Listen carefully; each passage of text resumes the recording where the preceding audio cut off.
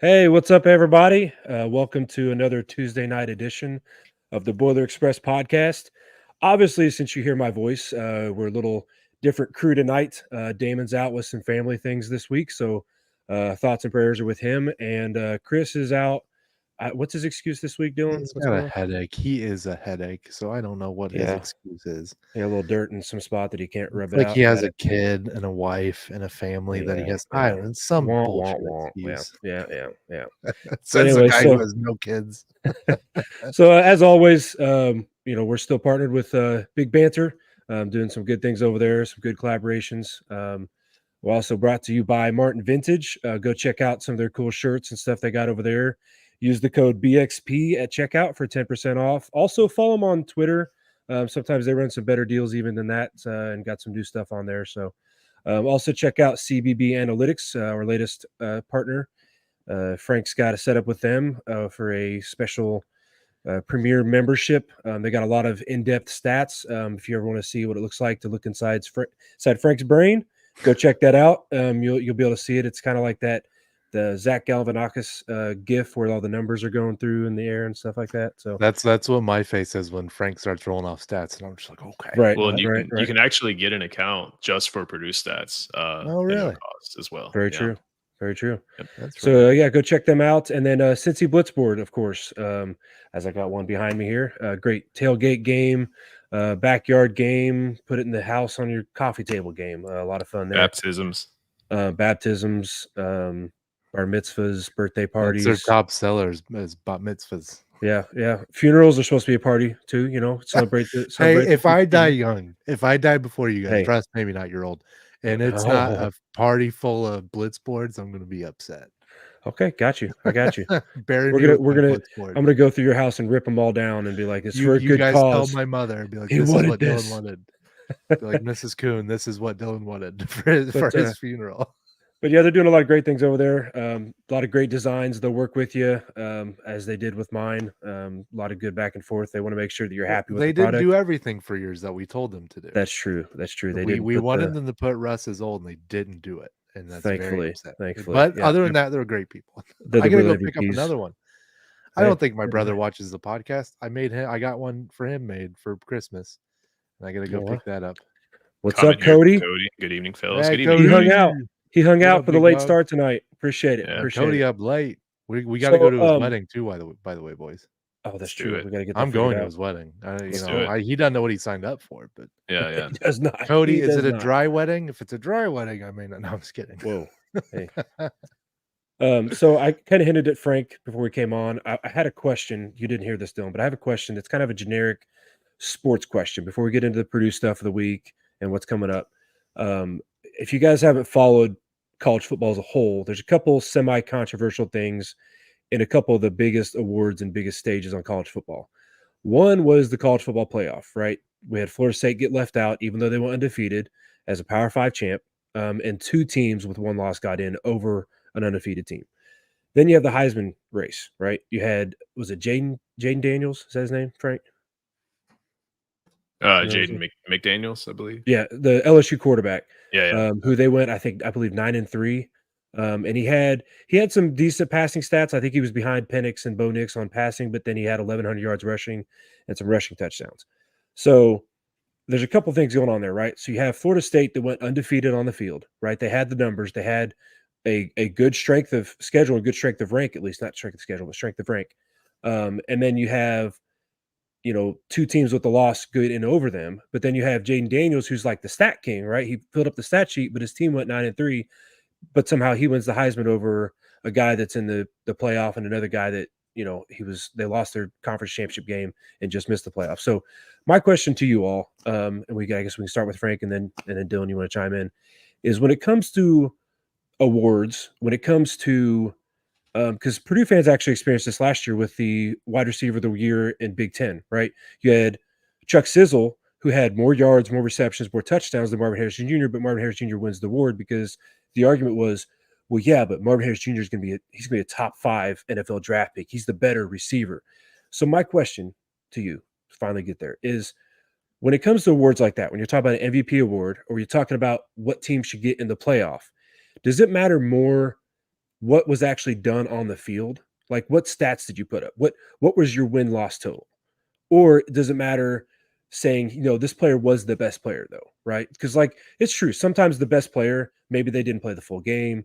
Maybe like especially defensively, sometimes the best cornerback doesn't put up the most interceptions or most pass deflections because teams just don't throw at them, so they don't have the stats. So does it matter more to have the stats and have that performance on the field, or to sit there and say, yeah, they might have dropped that game, or yeah, he might not have had the best stats, but he was the best player? What do you think, Frank? I mean, I think where I'm gonna go with this. I like the stats. I like the quantifiable. I like the measurable aspect. But in terms of whether or not it comes down to winning, like when we see in the case of Jaden Daniel, I mean, like Painter talked about this last year, and I honestly forget what the context was. Someone was snuffed out of Big Ten, all first team Big Ten, and he said, well, when he votes for these types of things, he looks at did they win or did they not. And I actually disagree with that. I think that the product on the court or the product on the field from an individual player level is what should matter most in these types of player competitions, these player rankings. And I think, win loss should be kind of left out of that. I mean, and people are already talking about NBA MVP and that kind of stuff. And it seems to always correlate with not the player who plays the best, but the player who plays the best on the team that wins the most games. And I don't agree with that personally. So my take is the product on the court, the product on the field, regardless of win loss and regardless of a couple bad games, it should be the measurable aspect. Yeah, I mean, Frank really, as always, got it right. What I wanted to say. No, I'm just kidding. No, I think stats for sure. I think that's what separates, the great players from even the good players, or the good players from the not so good players. So I think it's definitely got to be a stats driven thing. Of course, I think in college it's tricky because if you're, an Alabama quarterback and 3 of your games are against opponents who aren't as competitive as who they normally play, and they pull that quarterback at halftime, so they kind of miss out on some time for to pad the stats. But no, I think it should be a statistical look at that. Nailed it first try. Whoa. Ooh, dropping Whoa. the big words tonight, boys.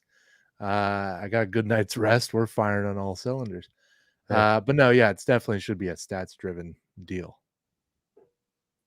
So I know I gave two options. I'm going to kind of, to cheat, I'm going to split the difference between the two options, because I do lean, as you all said, I do lean more to the stats side of things. Like I do lean more towards it still matters what you do on the field, right? Like that's why you play the games, right? Like that's big. That's a big Florida State argument is, well, what was the point of playing the game? If Alabama didn't win the game, right? They lost to Texas. If Texas lost to Oklahoma, but Florida State went undefeated, but you're still going to say those other two teams are the better team, even though they have a loss. Like then why are you playing the game? Why don't we play like 2 or 3 games in the regular season and then just start the playoff or start a tournament? Because it doesn't matter the results, right? Like it doesn't matter that Florida State went undefeated.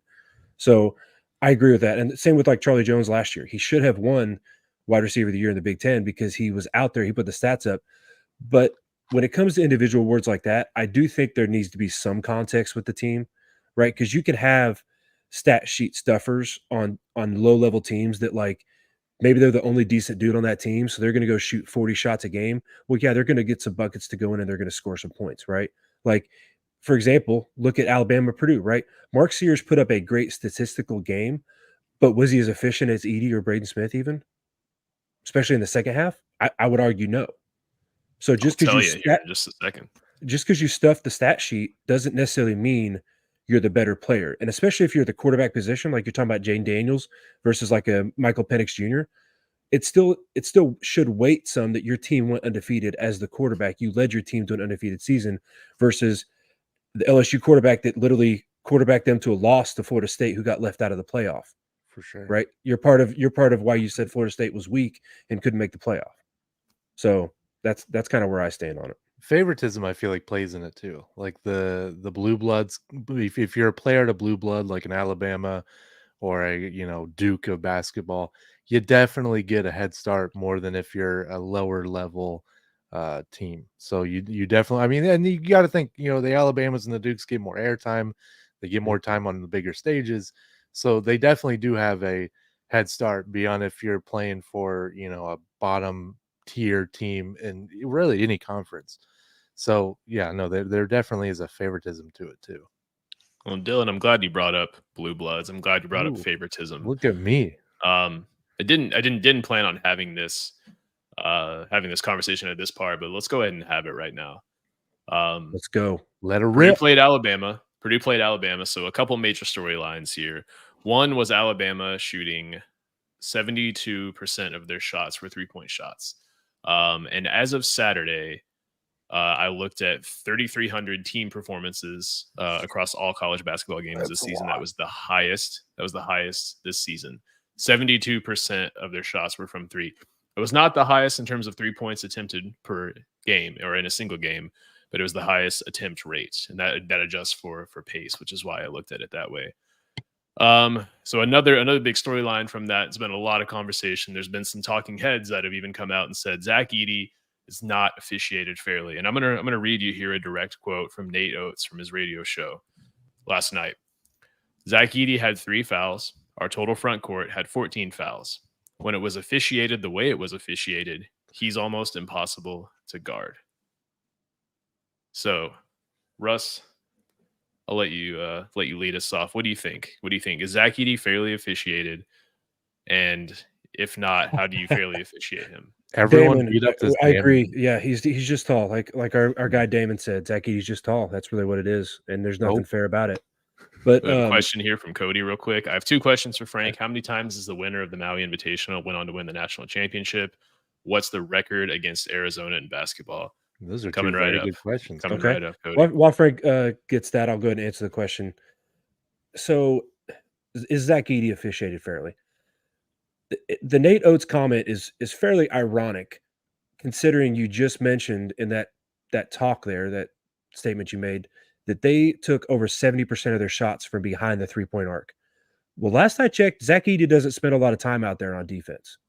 So if you're not going to go attack him and you're not going to take the ball at the rim, right, and you're not going to score through your bigs, you're just going to be chucking up shots with Mark Sears out there, how do you expect to get him in foul trouble? Yeah. And on top of that, if you watch the way Zach Edey plays defensively, he does his best to not get himself in foul trouble, right? And we do it similarly with Braden Smith, right? Braden Smith is not the kind of guy that we put on the other team's best defender, and I don't think it's necessarily, a negative on his defensive ability to do that. It's the fact that we know we need him on offense. He's very critical, and we need him to play 30 plus minutes, so we can't get him in foul trouble. So that's kind of the style we play. Whereas other teams, they're going to play that style where they're going to get up in your face, they're going to pressure us, because that's the narrative around Purdue basketball, right? Is you press us, you pressure our guards. Our guards can't handle the pressure. If you can't let them get in the post, then we're not going to be effective on offense. So they just play us physical as heck. And then when Edey does get the ball, they just throw dudes at him. They double team him, they triple team him, and they throw dudes at him. And that brings a lot of fouls because Edey's still going to try to take it through you and dunk it. We've seen it a lot this year, especially. He dunks on it like it's a play school hoop. And if you're in the way, it's still a foul, even if he dunks it. And look at his arms. I mean, does anybody not see the scars on? I was talking to my Uncle Vern, shout out Uncle Vern, who watches a good amount of basketball, and he's like, I noticed the scars on Zach Edey's arms. I'm like, yeah, dude, dudes are mugging him in the paint. He gets mugged when he gets near the rim. And so the scar, and there's one, I don't know, it may not be from basketball, but there's one on its left arm that is one of the biggest scars I've ever seen. So dude takes a beating down in the paint for sure. It's actually 3 foot long. He's just so tall. For any of us, it would be oh my God. But on him, it's oh, it's just a little scar. Yeah. You got those Frank, stats, what you got, Frank? big dog? I guess there's a caveat here. So the record against Arizona, Purdue is 6-5 all time against Arizona. Nice. In terms of Maui Invitational, Kansas won it in 2019. But I don't know. So I don't know if that was the 2019-2020 where there wasn't where there wasn't a tournament. So I'll have to go back a little bit further and look at that. But it's if it wasn't that year, it's been a while. It's been a while. Kansas is one of those teams. And 2020 is the year Baylor declared themselves national champions, right? Because they were going to they pulled a UCF football. Yeah. So I decided to look into the types of plays and the types of shots, according to Synergy Sports, that Zach Edey has been defending mostly this type there throughout the season so far. 55% of the time on defense, he is defending a spot up shot. And by spot up, we're talking a no dribble jumper or someone driving left or right. 26% of the time, he is defending a pick and roll man. And so you immediately assume, okay, he's defending a guy rolling to the rim, lots of opportunities for a foul there. However, when you break that number apart, 93 of those roll men are in pick and pop situations. Okay. Now, when we look at how often is Zach Edey guarding post ups, 9.8% of the time this season. That's it. And then you look at how teams try to attack Zach Edey defensively, they try to pull him out of the paint. So you can't try to pull Edey out of the paint and then complain that he's not getting fouls if that's your game plan. I mean, so offensively, people always say, like, he's throwing elbows, he gets away with all these elbows. Send me a clip, please, because I've looked for it and I just don't see Frank it. just told you Like, all to and I will sit right here and I will say I was wrong. He gets away with 10 fouls a game. But send them to me. And I feel like it's something that people just repeat over and over and over again because they see it on Twitter, but it's not actually real. Kind of like Matt Painter can't adjust, right? Like everyone says that on Twitter because they see it on Twitter, but like no one can actually back it's it a up. low-hanging fruit. Yeah, so everyone says he gets away with it. He camps the paint. I'm embarrassed to say I went back and rewatched that game. I watched him on every possession. Does he ride the line on that 3 seconds? Sure, but he doesn't camp for 5 or 8 seconds like other fans, say that he does. If you get 1 foot outside the paint and you lift up the foot that was in the paint, that resets it every time. That's what's called 2-9. Now he's very slick in how he 2-9s. He's very, very slick in how he 2-9s, but he's very, very good at it. And so I think people want to believe that Zach Edey's not great. He's not very good. It's that the referees have it out for. The referees are just don't like the other school, and Purdue's paying him off. And Zach Edey's not good. He's just tall. Hilarious. But it's because that's what people want to believe. They want to believe that like LeBron James isn't that great. He just gets all the calls, right? Because it's kind of fun to like feel like you're being victimized by the referees. But it's just like, come on, man. I mean, I lost a lot of respect for Nate Oates. I lost a lot of respect for Chris Beard when he did that against the Texas game. They decided to play Edey one-on-one and then complain about foul disparity. Just because there's free throw disparity doesn't mean that it wasn't called correctly. Like, are we going to balance points, as Painter says? Are we going to balance rebounds? Are we going to balance assists? I mean, not everyone fouls equally. And to assume that a certain talking head on Twitter said this past week, to assume that because Team A shot 25 free throws and Team B shot 10, that means the refs were biased in favor of Team A is just a silly argument. A silly argument. Had he had shown like footage and said, hey, this should have been called, that should have been called, I could have at least respected it. But just to say like, oh, let's look at the numbers, it can't be fair. Like I said, it's especially dumb coming from a coach that it seemed like their game plan was once you get within 50 feet of the basket, just throw the ball up, to then complain about not getting foul calls. And it's like, dude, what do you expect? Like, you're literally getting across the half-court line and then chucking a shot up and then going, oh, they didn't call fouls. Like, well, Russ, Alabama is known for their bright minds. We know this.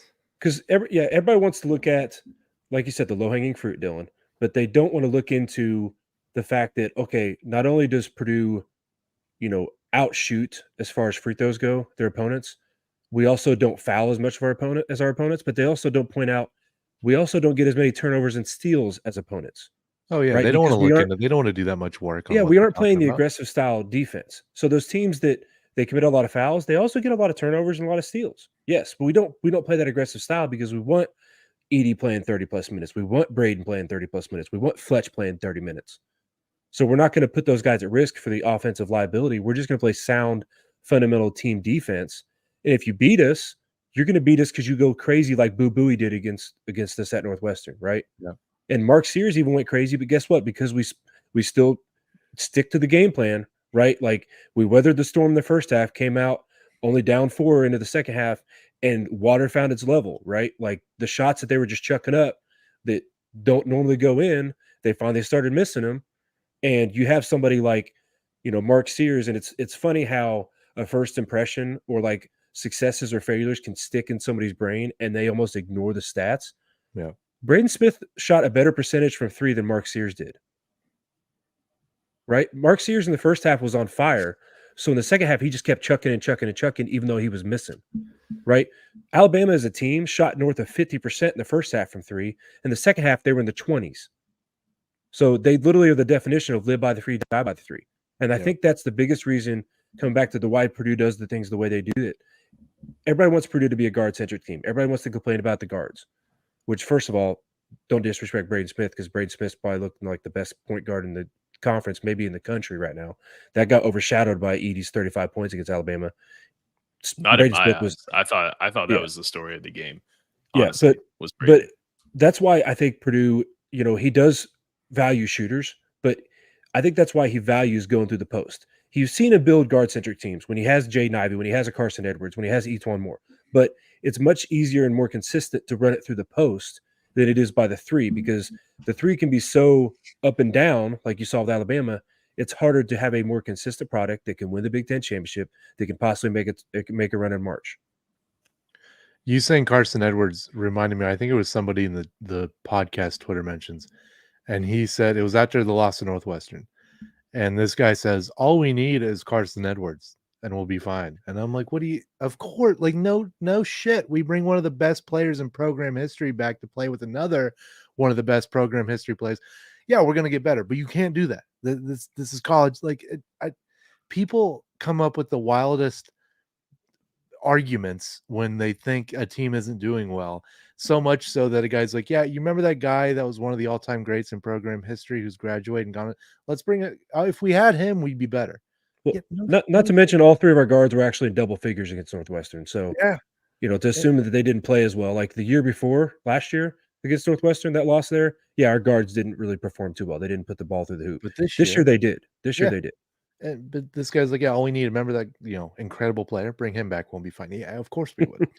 I'll tell you what, Glenn Robinson on this team, man. Yeah, you bring Kobe to Purdue, bring LeBron. See if LeBron has 4 years left from the NCAA. No, F that. No LeBron. It's my goat. But yeah, Rusty, to talk about some of the numbers from that Alabama game that differ right from Alabama. Let's talk about Alabama for a second in terms of what went differently in that game. So their free throw attempt rate 37.5 on the season.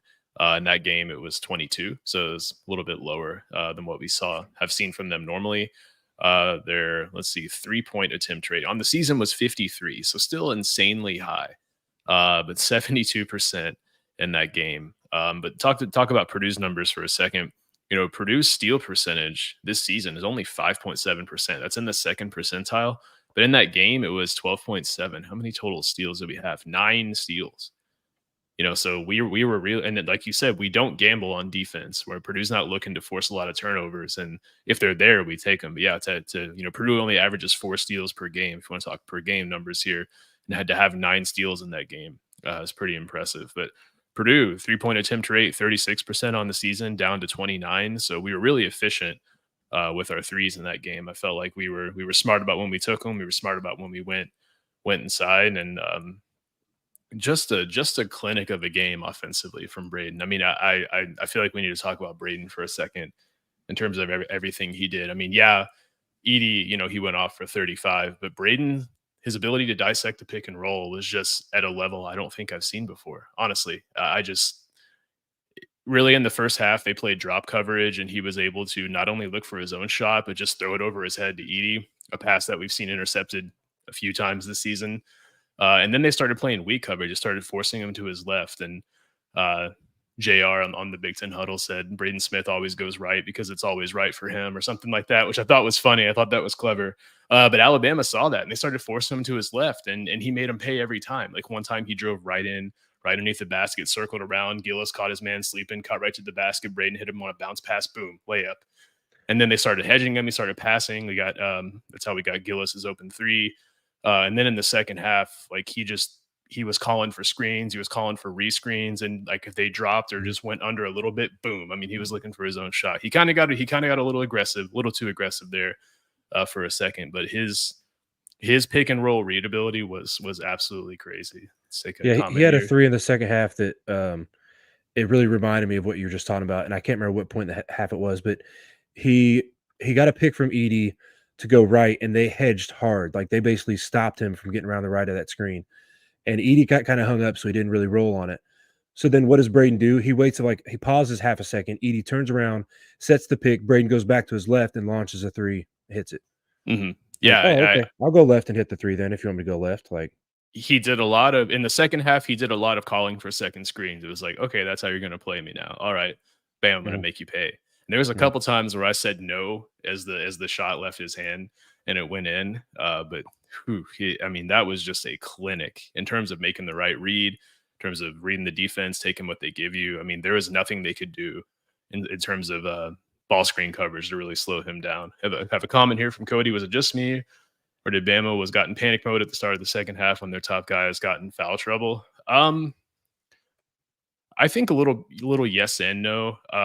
I just feel like their shots stopped falling. You know, in the first half they hit some tough shots.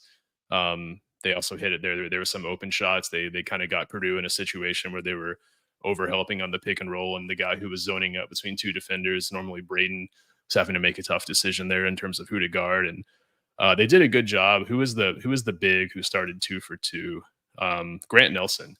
It did a good job. He's not really much of a shooter, but he started 2 for 2, and Purdue didn't sell out at that point. They just let him keep shooting, and he finished the game 2 for 7. So really good job not overreacting there.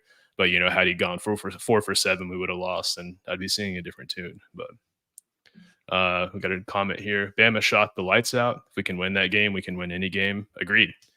It's amazing how many different types of games we've won this season. You think about Tennessee, you think about Marquette, think about Bama. Like, we put up 92 points, you know, and is that the most points we scored this season? No, we've scored 99. Yeah, I said we got to almost 100 once. Yeah, but almost 100. Their panic, going back to Bama's panic, I think their panic was because the shots stopped going down. I think that's where they panicked, because when you live by the three and you die by the three, as soon as you get 1 or 2 or 3 in a row that don't go in, you start panicking, because you've got to live by the three, especially against a team that's as efficient on offense as Purdue. You've got to keep that heat going.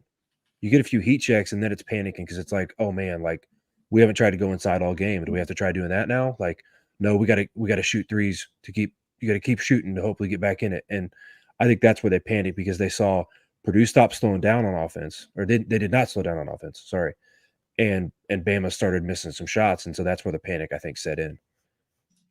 And Cody made an interesting comment earlier about Purdue's pace in that game. So Purdue actually had 70 possessions in that game. The last 5 games, they were averaging 69.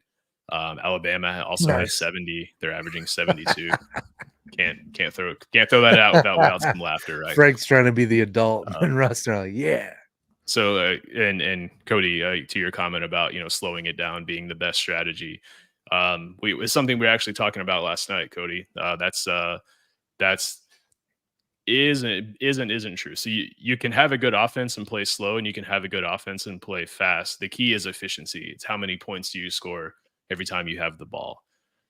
So Purdue in that game scored 1.3 points per possession, so, or 135 offensive rating. Alabama was at 1.29. So that was the difference. It was just that small.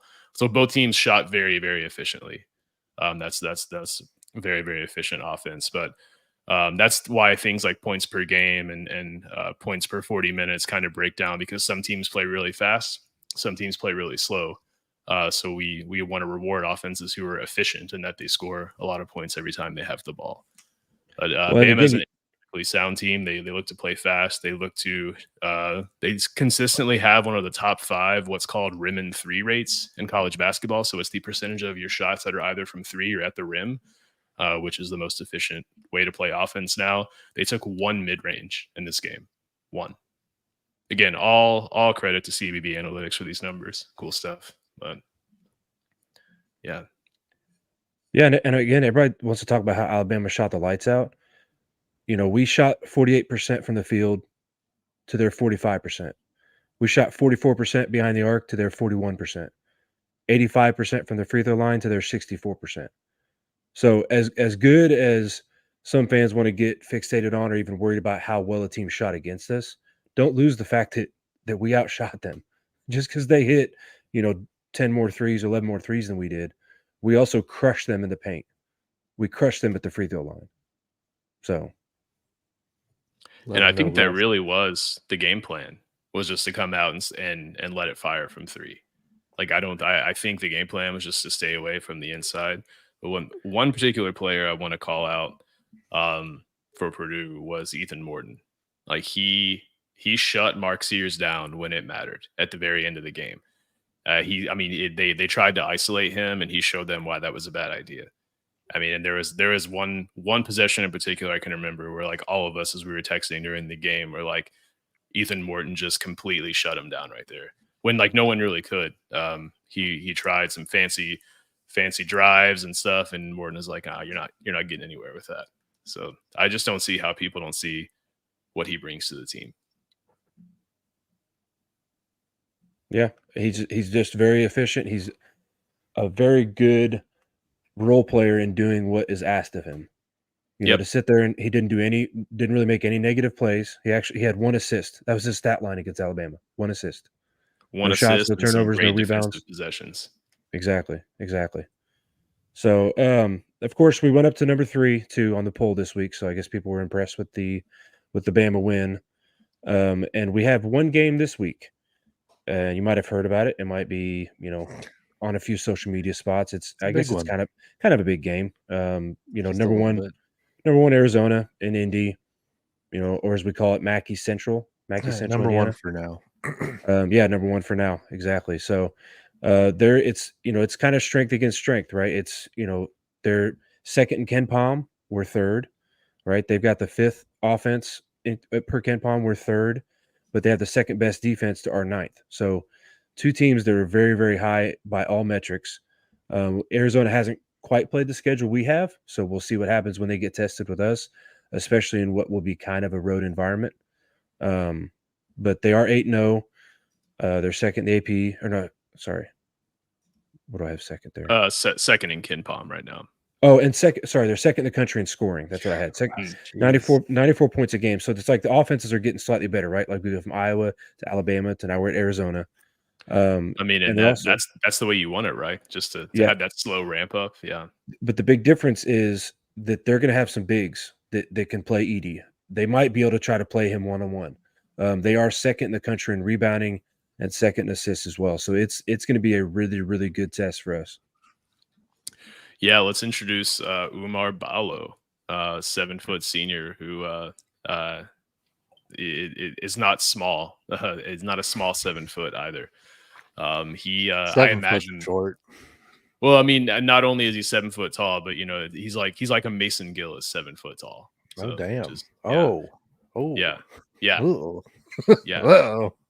Yeah. That's So scary. he's it doesn't have weight listed here. Let me see if I think he's listed as 260, but rumor is he's closer to 280. So yeah, he is a small. that I looks was about 280 right. in middle school. What do we? Come on, cheap numbers. But he's a really good defender. Arizona did just play Wisconsin. For anyone who doesn't know, that was just an absolute beatdown. I don't think anyone expected that. But he played Stephen Crow really well. He gave Stephen Crow problems, and Wisconsin had a bunch of other problems in that game, but one of them was their inability to really get the ball inside and score. So I think that Russ, I think you're right. I think they are going to look to play Edey one-on-one. And another thing about this team that just continues with the trend we've seen lately with Iowa, with Alabama, is their pace. So they are in the 99th percentile in fast break points per game. They average 19.4 fast break points per game. So for context, Purdue averages 9. So, here we go. Sorry, Bedard just went top shelf. No, great comment here. Get ready for a massive O slap from the great state of Arizona. # we got a little Arizonian in the house. Yeah. Well, bow down. Yeah. Champy. More like Chumpy. Hey, you know what? May the best team win, right? No, forget that. Win. Get out of here, Chumpy. What do we? Yeah. No, it's going to be an awesome game. Loser. Super excited for this one. Yeah. I think it's going to feel like a Final Four type game, right? I know it's going to be a probably Purdue heavy crowd, but it's going to be in a large arena, NBA style arena, a neutral floor, and so it's going to be good. It's going to be good. You guys see how much tickets are there?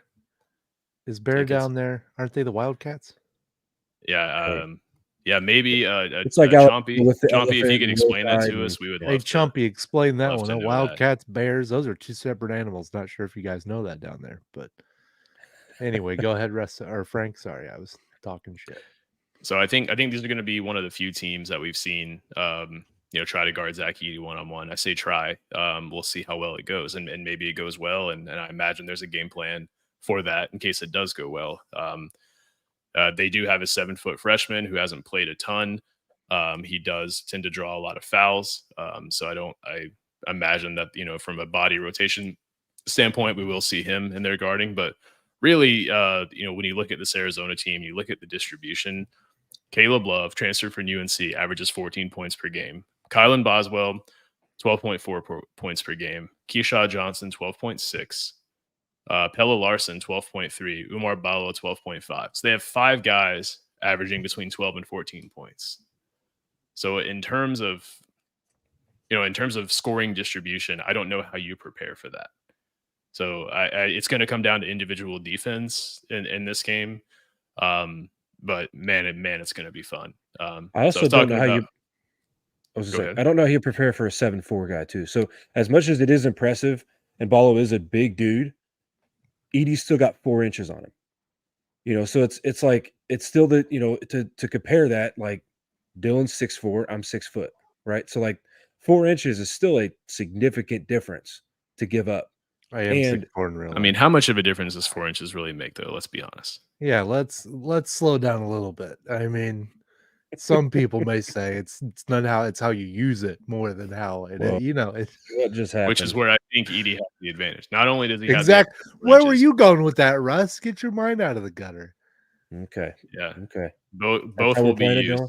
Hey, Yeah, Chumpy, you so still didn't answer a question. Chompy, I pal. assume you're referring to both bigs. If you could explain the bear down, give us a little background. Yeah, on if you have that. a camera and a microphone, we'll send you the link. Wow. One I'm just thing, kidding. so I did. Full on call out mode tonight.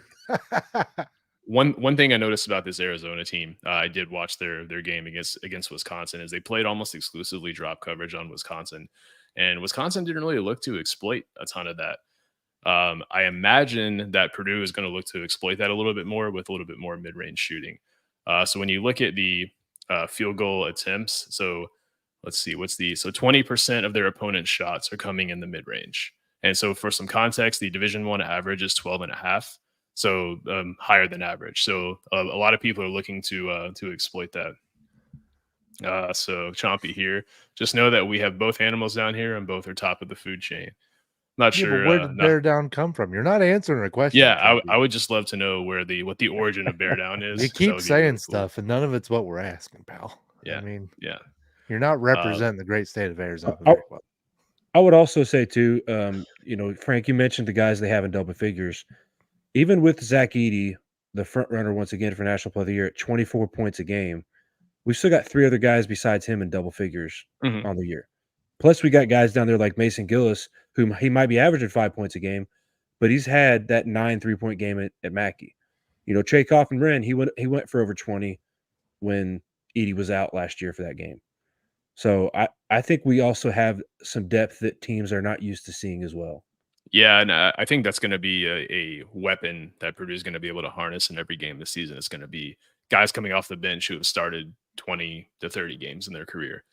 But just looking at some of Arizona's numbers, the things that stick out in green are like just about everything, right? They're 99th percentile in net rating at 40.1, 98th percentile in offensive rating, 99th percentile in defensive rating, 99th percentile in pace. They're averaging 75 possessions a game. Purdue's averaging 69, so a faster paced team than Purdue. Effective field goal percentage, 97th percentile. But where are they lacking? There's a couple things that pop up. One is free throw attempt rate. They're in the 37th percentile, so they don't get to the line a lot. The other one is 3-point attempt rate, 34%. So they're not shooting a ton of threes. Now, in terms of what percentage of threes are they making? They're making 38 of them. So they're kind of like Purdue in that they're not taking a ton of threes, but the ones they do hit, they are making. So I think that's where this is going to differ from our last 2 games, Russ, is how they look to score against Purdue. So really, another fast team, another offensive heavy team, a team that has good defense as well, but a team that looks to score from 2 and not from 3 as often. So I will be at this game. I was smart enough to get my tickets few months ago before It's they that were big brain. before they were $2,000 a seat. Yeah, I'm really excited about this one. But Palm predicts $2,000, really? $2,000? For the lower section. I mean, Damn. that's what they're selling for on StubHub. It doesn't mean people are paying that for them, but I know, but still. let's just say like tickets are selling for like 6 times what I paid for mine. I bet Champy's paying that $2,000 though. Yeah, and he's Champy's making the trip out, I'm sure. Champy, welcome to Indiana. We're excited to you're have not you. welcome. I was kidding. You are, I guess. The weather sucks up here compared to. Well, don't forget on that price though, you also get 2 games for that Mhm. price on Saturday. You do, yeah. You know, you've got You another get- big matchup, a really, really big in-state rivalry between the Cardinals and the Sycamores. So Indiana State and Ball State, which correct me if I'm wrong. Indiana State is the second highest ranked team in KenPom in the state of Indiana, right? Really? They are 54th in KenPom. They're ranked higher than Iowa and Nebraska. Indiana State, let's go. The new The Hoosiers. Fighting Larry Birds. Come on. No, have none of you all seen the Nikola Jokic of college basketball that's like making his way through social media, who plays for Indiana State? Yeah, he's a 6'10" guy. He's not athletic at all. He's like super clumsy with the ball, but he just makes amazing plays. He makes amazing passes. He shoots threes. Definitely check him out. If you just go on Twitter and look for Nikola Jokic College, you'll see him. He wears goggles when he plays. Oh, I love this. Yeah. Rec specs are my. He's 6'10", 240. Just like, I mean, and I mean this as a compliment when I say he looks like Nikola Jokic and the way that he plays. It's awesome. So I'm actually really excited to see him play. So I will go ahead and attend both games. While Rec specs are like long sleeves and quarterbacks in football. Is like when you see those, you're like, oh, this guy's gonna do some damage. So KenPom predicts a 2-point Purdue win with 55% confidence. So KenPom is predicting it to be close and is not confident in the prediction at all. But how are we feeling? Shocker. Dylan, we'll start with you. Excuse me, Mr. Champy. I know you don't really probably even watch the show before. You don't know how things work, but when we do score predictions, I'm pretty exact. I give an exact amount, and that is Boilers by 1 billion. We know this. Russ? Yeah, so I mean, I see it playing out pretty similar to what Alabama did. You know, although Arizona is a much better team than what Alabama is. I don't think, though, Alabama is as bad as what people were saying that they are, if that makes sense. I know that was a lot of word salad there, but we talked about it going into last week that we had them in our top 25 still. Alabama's just lost to some good teams, including the team they lost to this last Saturday. But, you know, Arizona is much more balanced. It's going to be similar to Alabama. We've got to stick to the plan. You know, Arizona is definitely a team that can put together a run. They can get hot. They can hit some shots. They might even get Edey in foul trouble because they take it to the rim more often than what Alabama did. So the key will be just sticking to the plan. On defense, not freaking out. You know, Rayfeld Davis, friend of the pod, we had him on last week. He's doing some of these spaces. And he talked about when he was at Purdue and the style of man defense that Purdue plays, they switch 1 through 4. Well, sometimes when we play these high-powered teams, when we play even some of these guards that go off like a Boo Buie, it starts messing up our switching because dudes don't want to switch off a guy and then watch him score on somebody else. And so our switching doesn't get as smooth, which throws off our rhythm defensively and allows them to just get on a bigger run and put us in more of a hole. So Arizona is a good team. They're going to score a lot. It is not going to be over until that final buzzer goes off. So you're going to have to stick to the plan and ride out the. Of course, it's not. I think that because it's a Mackey Central environment, I think that the crowd is going to help us eke out a close win. I wouldn't even be surprised if it goes in overtime. It should be, like I said, a Final Four type atmosphere. And I think as long as Edey stays out of foul trouble, as long as Brady doesn't get too emotional, I think that we can eke out, I would say, let's say a 92-90 victory.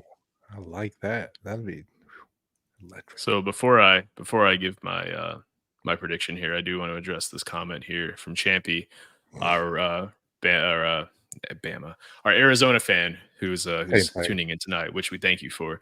No, I'm not making the trip. Midwestern girls aren't exactly the best looking. Let me just put it that way.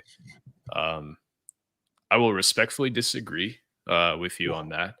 But you come for the game, right? You know, you come out here for the Yeah, game. You you're know, here for the ball, that's not why to we're here. Yeah. grow up. But yeah, I think that Umar Ballo is a great player. I've seen him play several times, but you can't simulate Zach Edey in practice, and we've seen some of the best. I mean, we saw Kofi Coburn struggle against Zach Edey as a sophomore, right? And Kofi Coburn, like no one backed him down like Zach Edey did. So he's played against this type of player before. And I think that's the best comparison in terms of physicality and size and whatnot is going to be Kofi Coburn. And so, I mean, do you guys remember the comment that Zach Edey made after that game? Everyone asked me how I was going to handle Kofi Coburn, but no one asked Nobody Kofi asked how he Coburn was going how to they were handle going to me. handle me. Yep. So I think if Zach Edey All-time brings quote. that attitude, it's going to be Russ. I actually see this as a 5-point Purdue win because these Arizona Wildcats don't know what basketball is like in the state of Indiana. I've lived in multiple states. It's very different. It's very different. I understand that like they sell out games and whatnot, but I imagine this place is going to. I mean, tickets are selling for $2,000. This place is going to be off the chain, as the The kids paint say. crew is going to be, as So- the kids say, good one. I'm predicting It's going to be 85-80 lit. Purdue win. And I reserve the right to adjust my prediction once I know what kind of balls are going to be used. Nike balls, I'm Oh, predicting an 8-point win for sure. Well, both are Nike schools, so that would be Nike balls, right? I don't know how it works, Dylan. Unfortunately, I Yeah. just know people say like, "Oh, we like Purdue can never shoot at Gainbridge Fieldhouse," and I mean, and that the stigma is going back to players who aren't even on the team anymore. Unfortunately, so I hate that. It's just like it's like well, you like if you put on a Purdue uniform, there's this curse which makes you shoot the ball poorly in that building. You know, like that's how people act. But I'm super excited for this game. I'm just saying this off the top of my head. There's no like I haven't looked this up for sure, but I feel like this is the first time two KenPom top 5 teams have played this season. It's going to be a hell of a game. Was Marquette not Mark KenPom team when we played him? When we played them, let's see. Marquette was 5th in KenPom. We were 1st. Okay, second time. I got a question for you though, Frank. Being Mhm. somebody that's from the Louisville area down here, Louisville. you remember when there was a stigma around the Yum Center, and Mm. Purdue couldn't shoot the Yum Center, Yeah. and then the Tennessee game and the Virginia game happened, Yep. and it was two of the greatest shooting performances we've seen in Purdue history. So, yeah, I don't put a lot of weight into we can't shoot at Gainbridge. Nick, did anybody ask? No, I'm just kidding. Yes. So we have a prediction here from Nick. Purdue 79, Love you, Nick. Arizona 74. Love you, Remember the Nick. last time we played Arizona and Indy, we upset them. That's true. That's true. Damn right we And did. I mean, I think the biggest thing Purdue has going for them is the fact that they've played a tough schedule. I mean, Arizona did pull out the win against Duke on the road, which is a tough place to play. And then they just absolutely smacked Wisconsin at home, which in my opinion, Wisconsin's the second best team in the Big Ten. But What is that gap between first and second place in the Big Ten? very, very large. Yeah. I think that the win over Duke's very impressive. The win at home over Wisconsin, I mean, it was more Wisconsin having an off night than it was anything else. But that's it's still a quality win. And then a win over Michigan State on a neutral court, which may not even be a quad 1 win the way this season's trending, unfortunately, for Michigan State. So no chance Arizona wins this game. Too much clout here. A comment here from Nick. Agreed. I'm not going to say no chance. There's always a chance. We here at Boiler Express also want to warn you. It's a Peacock game. So yeah, it's at 4:30 on Saturday on Peacock. So I kind of like the Peacock. make sure you plan accordingly. I'm a peacock. You gotta let me fly. Name that movie.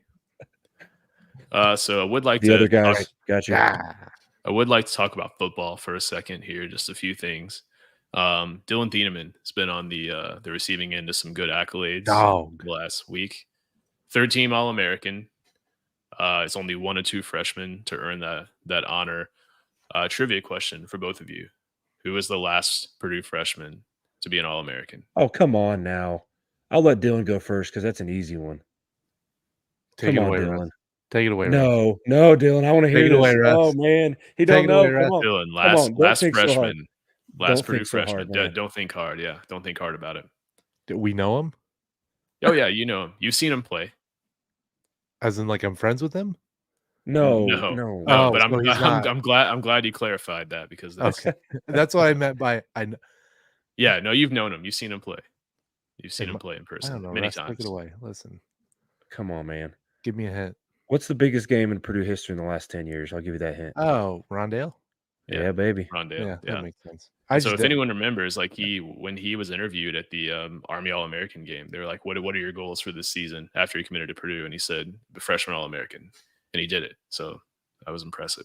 Another thing Dylan Thieneman did this season, though, he broke Rod Woodson's solo tackle record for Purdue freshmen. Rod Woodson turned out to be a good football player. My all-time favorite athlete there. He's officially and his freshman of interception the record. year. Yeah. He's freshman. Oh yeah, he broke his interception record with five interceptions, right? 6. Dylan He had Thieneman six. was The record Rod Woodson's record was 5. Yep. Dylan Thieneman was named freshman of the year in the Big Ten, 247 freshman of the year. I mean, what's the future look like for him? I mean, is he pretty damn bright?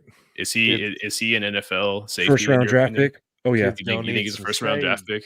Oh yeah. If he keeps this up, for sure. For sure. Yeah. You don't put those kind of numbers up in the Big Ten. I mean, you look at Coach Walter's track record too, right? Look at the dudes he's put in the NFL that are making plays on Sunday right now from Illinois. And the schedule we had this year, nonetheless. I mean, this year's schedule is brutal. And he still put up those numbers.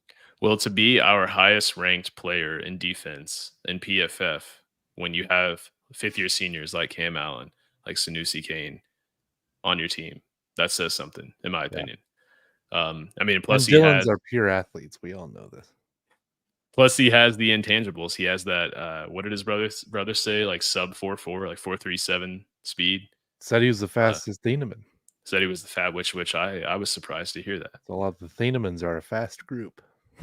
So there's also been some guys actually transferring into Purdue. We've been on the outgoing. Oh, is that right, Frank? I thought the world was ending because all the transfers.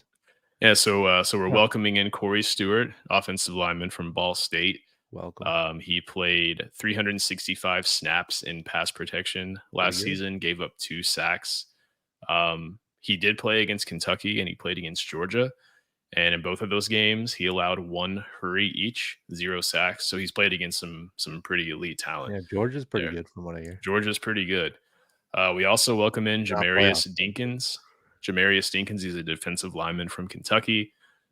He's only played, I think he played 90 snaps last season and just kind of garbage time.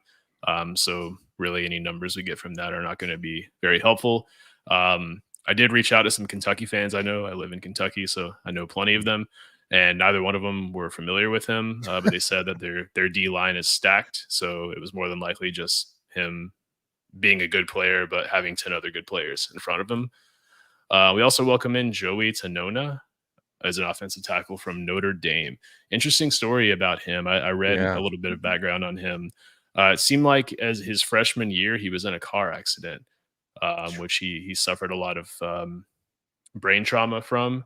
And actually at one point retired from football, but now has decided to come back and start playing football again. So really happy to have him. He was a 4-star recruit coming out of high school. Be fun so to see. yeah. It's going to it'll make for a really good story. So that's someone anybody can root for, not just us. Yeah, agreed. Seems like a good kid just to come back from such a thing. And I badass. I imagine that was a tough thing for him to go through. And then we bring in DJ Wingfield from New Mexico, who's another offensive lineman with a ton of experience. I think him and Corey Stewart both have 2 years of eligibility left. I do not have DJ Wingfield's numbers in front of me, so I apologize to you gentlemen. This link I have apparently was not right. So the stats department. Sorry about that. But they were very 6'4", impressive. 289. So not as big as some of the guys we're bringing in, but I'm sorry, what was that, Russ? Could you repeat that? I said I got him at 6'4", 289. He's graded a 3-star transfer, 87 overall. Yeah, I mean, we need all the depth on the line we can get. The amount of games that we had last season, I think it was like 9 games where we didn't sub any of our offensive linemen at all. So, Gus Hartwig returning too. I'm liking how we're looking next season so far. I love me some Gus Hartwig. And don't forget too, we got a 24-man class coming in that grades up there with any of the best classes we've had over the last decade to 2 decades. Yeah, I think they're ranked in the top 30 right now. Yeah, and Coach Walters deal. has shown that he's not a traditional coach in that he's not going to make you pay your dues. Just because you're a freshman in the Big Ten in football doesn't mean you're going to redshirt, right? Look at Dylan Thieneman. Look at Max Clare. Look at that IU game. How many true freshmen made plays in that IU game? So if you can play and you can contribute, you're gonna play. So I agree. And he says that he's like, I don't care what you are in terms of class. If you can help us win, you're gonna play. It's like he took a page out of the Matt Painter book. Matt Painter's like, hey, this is how I do it. Well, traditionally, Matt doesn't play as freshman enough. It's been kind of a criticism. But if they're good enough, good book to read. Yeah, if they're good enough. So I do want to close a little bit of basketball trivia, and it's not really trivia in the traditional sense. It's more of like stat trivia. Russ, you did the PFF trivia, and I'm doing something along the same lines. So I'm not the biggest fan of on-off numbers. And for anyone who doesn't know what on-off numbers are, it's how does the team perform with the player on the court versus how do they perform with the player off the court. So the one particular player boosts Purdue's assist percentage, which assist percentage is the percentage of possessions that end with an assist or that you score on. Which player has the highest boost on our assist percentage when they're in the game? Dylan, I'll let you guess first because I think I know. Russ, you take this one, pal. Is it Morton? It is Morton. I love it. Our assist percentage increases by 9.5% when Morton is on the floor, or has increased by 9.5% this season. That doesn't mean it will going forward. Offensive rebounding percentage. One player in particular increases our offensive rebounding percentage by 13% when they're on the floor compared to when they're off. Who might that be? Is that the 8-footer? That's a pretty safe bet, isn't it, Zach Edey? No. Zach Edey is second. No, see, he increases it at 9.5%. Yeah, I'm thinking that Frank's going with like a bench theme here. No. Okay, I will say it's not a bench player. Okay, is it Braden? It's not Braden. Braden actually, it's even. Braden increases it by 0.3%, so almost no change there. Well, I don't need to leave many options. It's 3. Fletch. Yeah. Fletch. Okay. Yeah, again, you can't read into these numbers a lot because who's Fletch on the floor with? It's mostly Edey. So that's that there's going to be that. But on the opposite side of that, Morton is not playing with the starters. So for these percentage to be up, it's even more impressive.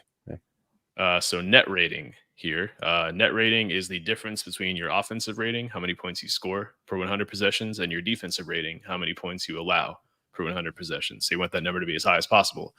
One player boosts our net rating by 29.8 when they are on the court versus when they're off the court. Who would that be? I'm just going to throw a wild card in there. Camden Heide. No, he actually reduces Purdue's net rating by 8.6. All right, dang. Dylan, your turn.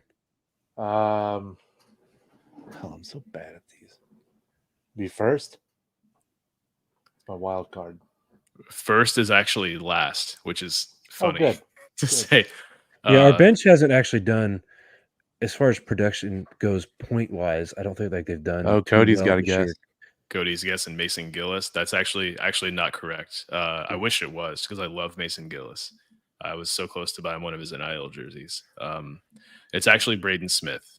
Braden, yeah, that makes sense. Smith increases it by 29.8. Zach Edey increases it by 28.5. It's a huge drop off when those two guys are not on the floor. Let's see, what did I have here? This one's interesting. 3-point attempt rate goes up 9.7%. So this is the percentage of our shots that are threes when this player is on the floor. Goes up 9.7%. Miles Colvin. Miles Colvin is second at 4.1. Now remember this is for everyone on the court. Yeah, but the reason why I was thinking Miles Colvin because he plays and has played such limited minutes, but it seems like every time he's on the court, he's throwing up a three. So you're thinking about this the right way, Russ. You really are. You're thinking about this Gillis, the right way. It is Gillis. Oh, 9.7% increase when Gillis is on the floor. Cody guessed Braden Smith, which is he's actually baseline. It doesn't really change with Braden on the floor. Let's see, what do I have here? Braden's mid. 3-point percentage. So one player's presence on the court increases Purdue's 3-point percentage by 11%. Who? Say it one more time. I was celebrating my use yeah. of the word mid. So this one player, when they're on the court, increases Purdue's 3-point percentage by 11% as a team. As a team. And when you hear the answer, it might make sense to you. I doubt it, but Increases 3-point. Come on, Russ, use that. I mean, that sounds similar to the last question, so I would just go Gillis again, but so we have a guess here. Morton is not correct, and it is not Gillis either. Fletch? I'll narrow it down. It is a starter and not Fletch. So we're good. Lance Jones. Lance Jones actually reduces it the most. Nick says Lance Heidi. Jones may increase 3-point volume, but not 3-point percentage. It's not Cam Heidi. That's a starter. So So Nick. Let's go TKR then. It is TKR. Oh, that's a good one. So when you think about it, does it kind of make sense? Because Edie's commanding attention in the paint. That's true. So is TKR when he's on the floor. Mhm. And so when Edie's off the floor and TKR is on the floor, he's commanding even more attention down there. So he may be a little bit better of a passer as well. So that's just an interesting little tidbits. One more fun thing that I was able to find. All of these are courtesy College Basketball Analytics. Purdue is one of the worst teams in the country at scoring off of live turnovers this season. They're currently 344th in Division I, scoring 0.73 points per possession off of live turnovers. It fascinates me. So if the other team turns it over, there's a very small chance we're actually going to score off of it compared to other teams. So I'm sure this is something Matt Painter knows, and he's going to look to address. Could that also be due to the fact that we just don't get a ton of pick sixes? You know, so a lot of our turnovers are in half court defense, so we're not exactly getting a run out to an easy layup. We're turning people over and then running a half court set, right? Right. Yeah. Right. Turning the ball over, walking it down the court. Because I know that's one thing that Painter has been talking a lot about is wanting to try to increase that number of pick sixes. Yeah, and a lot of that's personnel based too. We have a Lance Jones, but we don't have a Jaden Ivey, who can just go coast to coast in like 4 steps. It seems. A couple other ones here. Purdue is currently 7th in the country at 3-point percentage within the first 10 seconds of a play. 65% from 3 within the first 10 seconds of the shot clock. Purdue is currently 35th in the country in 3-point percentage allowed in the first 10 seconds. We're only allowing 35% on 3 points in the first 10 seconds. Really, really, really impressive stat there. Purdue's opponents look to score within the first 10 seconds 33% of the time, which is the 316th highest in D1. And again, I think that has a lot to do with us playing some really fast-paced teams, playing Iowa, playing Alabama, playing Marquette. So just some interesting little things that I saw where Purdue were on the extreme end of some things there. So I do want to say though that increase in us scoring the ball better from behind the arc early in the shot clock, does that have to do with David Jenkins not being on the team anymore? Are you okay, Dylan? What just happened there? My dog is looking at me. I don't know what he wants, but he wants something.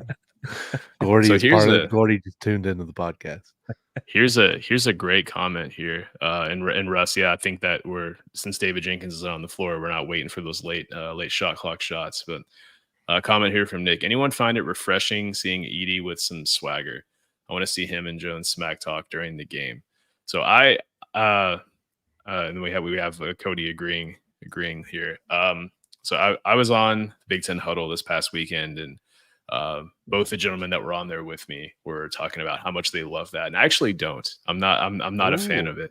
Yeah, I know it's an uncommon opinion, but I'm a fan of speak softly, carry a big stick, right? Because it just looks so silly when you lose. It just looks really silly when you lose. But the fact that he's the fact, subtle flexes, as Nick just said. So like I don't like him, getting in guys' faces. Like, I mean, Nick Pringle stepped up to him, so that's everything's. You can do whatever you want when Pringle. someone steps up to How you. doesn't that kid have an NIL deal with Pringles yet? That's a good point. Yeah, Really dropping the ball there. the miraculous 8-day indefinite suspension. As time Yeah, goes that on, I probably just didn't lose help with more and more respect for Nate Oates. Man, I'll tell you what, he's old suspended Nate Oates. indefinitely until we have to play Purdue, and now Yeah. he's not suspended anymore. And still 'cause he's a lost. big- So Yeah. I'm going to a quote again, Raphael Davis. Listen to his. He's got look him up on Spotify. He posts some of his stuff on there, whether it's just a conversation with Lou Jackson, or if he's hosting like a space after the game just to have some guys in there to talk about the game. But after Northwestern, he did bring up that he likes that Edie's playing with a little bit of an attitude, because it's not, to me, it doesn't come off as a cocky attitude, right? It didn't come off as Hunter Dickinson, it doesn't come off as some of the negative trash talking, the negative passion. He just, it means a lot to him now. Like, he is very, very passionate now. Like, the fact that he is not, you look at let's see, what does Nick say? He might be saying kind of where I'm going with this. Nick Burris said, I agree to an extent. I feel like we never play with FU. We need more of that. Think about the U in the 80s. So yeah, like if you watched Alabama and you watched that game this last weekend, guys like Nick Pringle were getting in Edie's face, and you could see them mouthing, you like over and over again. What was that? And Edie, I don't know, my mic was cutting out. But Edie was showing passion back at them, but he wasn't showing it in the way that you would see getting a double tech or see in a negative fashion. He I'm not a fan laughed of at that Nick stuff. Pringle, which I Mhm. thought was awesome. He got in his Yes. face and he laughed. You ever Apparently, see- he said like "Welcome to my city," which I didn't see. Someone on Twitter said that, The which would be a Pringle said really that? weird thing to say. Someone on Twitter said like you can read Edie's lips. He says "Welcome to my city," and I watched it and I Oh, didn't see it. nice. You ever That'd see be a the weird kids? thing to say. Welcome to my city. Like it's like You ever see the kids do like the too short celebration where they kind of it's a lot. Zach You could see do that that. a lot in the NBA. Yeah, Zach could literally do that to anybody. He should start just doing that. But I feel like we're Yeah, seeing a get you lot teed of. up too, though. I feel like, Yeah. and this is a more subtle thing. I feel like we're seeing a lot of smack talk from Braden at the free throw line. Like not when he's shooting, but when other guys are shooting. Hey, didn't he get a lane He's violation? got to watch those lane violations too, though. Yeah, you can't really do that. But like you'll hear just like the tiniest glimmer of like, hey, rebound, he's gonna miss this one, or like stuff like that. Like I like that. like just to Nice. get in his head. And like that kind of stuff I'm okay with. So comment here. Frank, My do you dad want taught me Edie to to do be that like as a the kid. Hulk and smash guys on the court and not be like big dog and be cocky? Yes, that's the ideal for me. Yeah, I was going to Just say, like so didn't you last year, I would think, around this time, and maybe even going into the season when he was a freshman, you talked about Braden Smith maybe being our Aaron Kraft, mhm. right? Being that guy that the rest of the Big Ten just hates because of the way that he talks, the way his attitude is, but you love having him on your team. Yeah, I mean, we talked about that a lot. And if you watch his high school footage, he was a big smack talker. And now I Yeah. think a lot of the rest of the Big Ten hates him because he's good.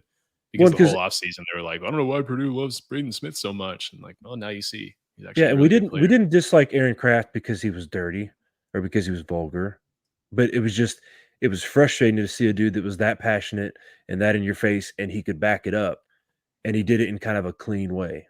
If that But makes it's the sense. same reason other teams' fans hated Matt Harms because he celebrated and he played hard and when he got a block he celebrated like he never played basketball before in his life. So comment here: when I was playing football in a state champion team, we literally didn't care who we played. We knew we were going to win before we got off the bus. We need that. Yeah, I definitely think there's some of that in this team. I definitely see more of Nick, a what position did you play? yeah. Nick, He's I like would a fullback. love to know that. It's because he was 29. I assume that means talking about Aaron Kraft. That was Nick, he Perry definitely Ellis. was. That was Perry Ellis at Kansas. You got that confused. Why is Perry Ellis always the guy that Because he was there balding for- and he looked like he was in he his just 40s. but it seemed And like he Russ played was for the same 20 years. age. Here we go from Nick. Nose tackle and left tackle. My Okay. guess was fullback. Mm. And that's Nick. Hopefully he didn't sustain any concussions. He did. Good. He's here. Can you imagine So speaking of Nick, since Nick being on keeps the coming field? up here, shout out the Fantasy Football League, which is at its regular season end. Frank, nice win on the regular Nick and I are season the same championship. size.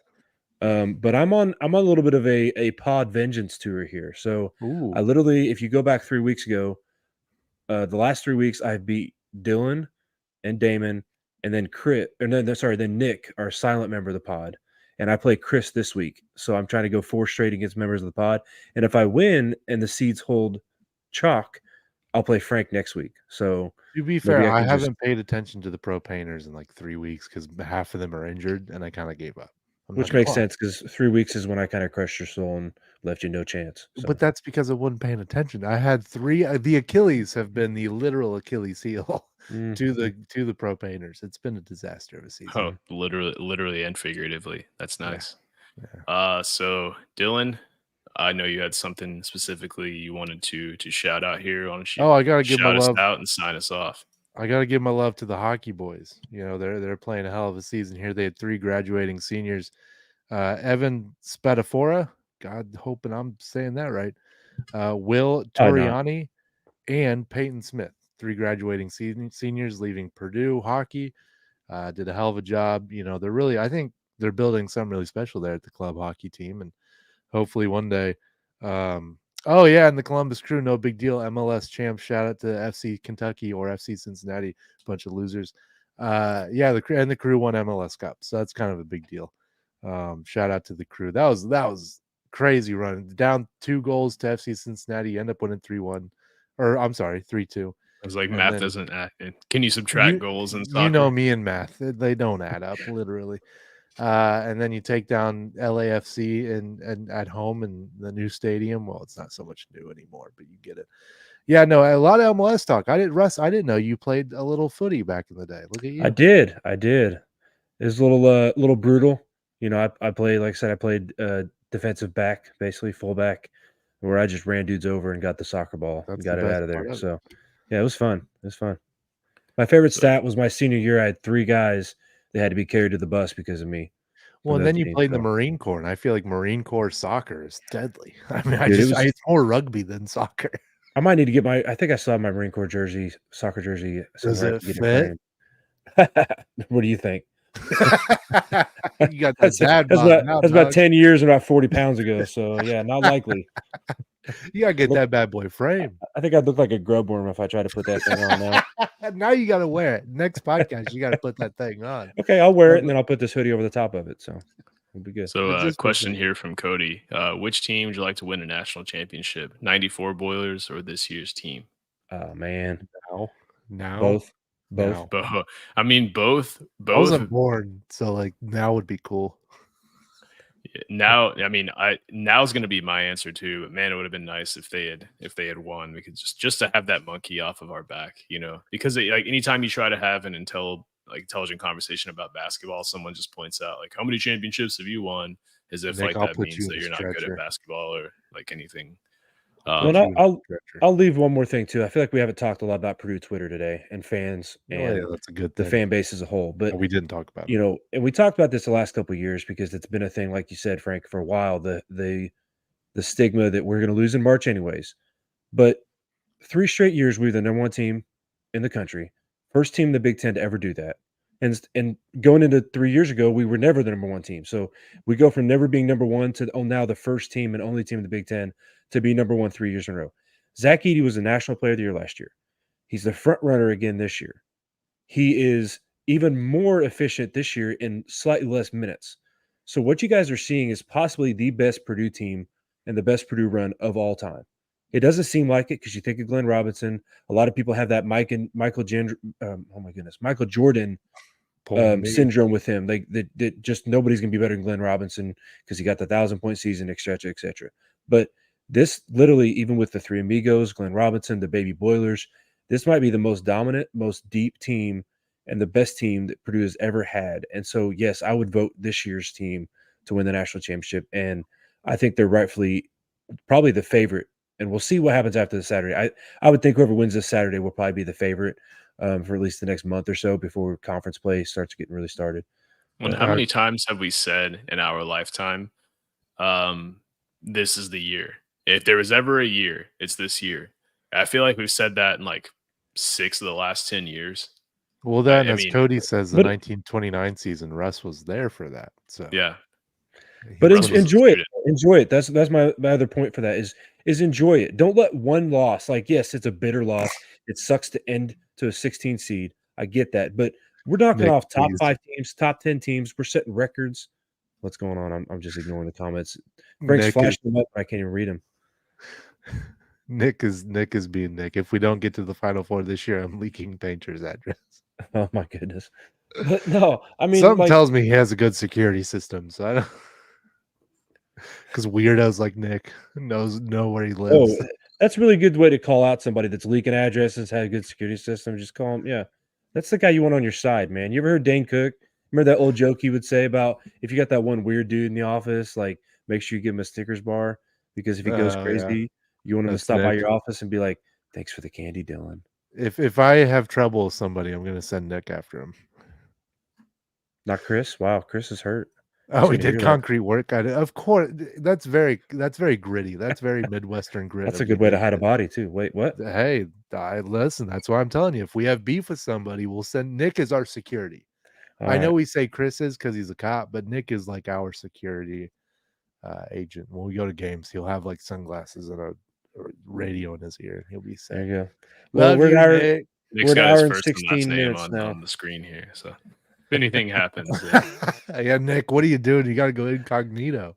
How do you know that's not incognito? It could just be a fake ooh, name. yeah, Nick's Man, Nick may is not have just a body. getting himself in a heap of trouble. We're going way off the rails here now. Frank, Nick's Dylan, you guys got comments anything else?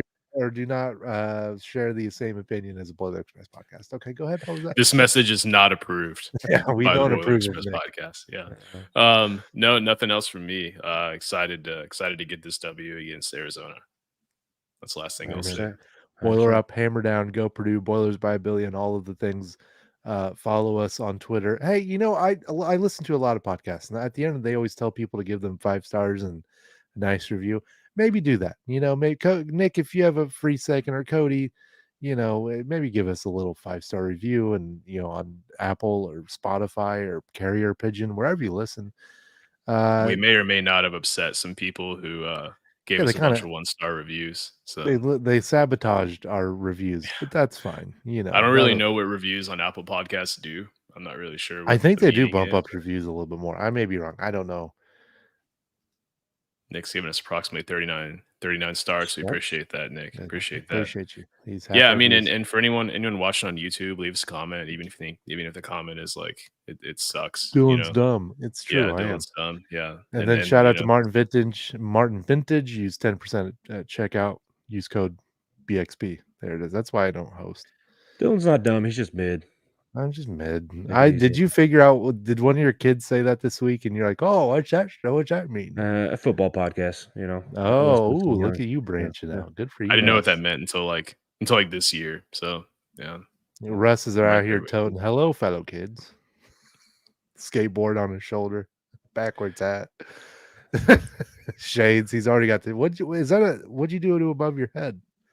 Oh, yeah. You guys want to hear that story? Did you take a So spill? I literally headbutted a Jeep door. So I was trying to, I was trying to play peekaboo with my daughter and try to throw the door open real fast and just literally rip this thing and slammed it right in my head. And literally by the time I got my hand to my eyebrow, it was just gushing blood. Like, it was not That's not what I expected. It's not what I expected at all. I'm so happy I brought that up. Yeah. What a way to end the show. Really trying to be all dark about it and covered up, and you're like, hey, what's that little Harry Potter looking thing you got on your eyebrow there? What's going on there? I thought your wife was finally getting tired of your shit. Yeah. I literally walked in the office Monday morning, and one of the office ladies, she's older lady, so it's really funny to hear her just go, "What'd you do to make your wife mad?" Older than you? What is she? 110?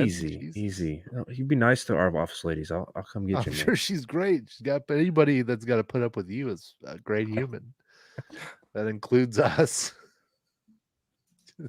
We are so far off. Hit the end button, Frank. With that, Go Boilers. Let's get the dub over Pray Arizona. for Russ. And we will be recapping the win next week. Ooh, take that, Boom. Chunky. Everybody have a good night and go Boilers. Boiler up, hammer Go down.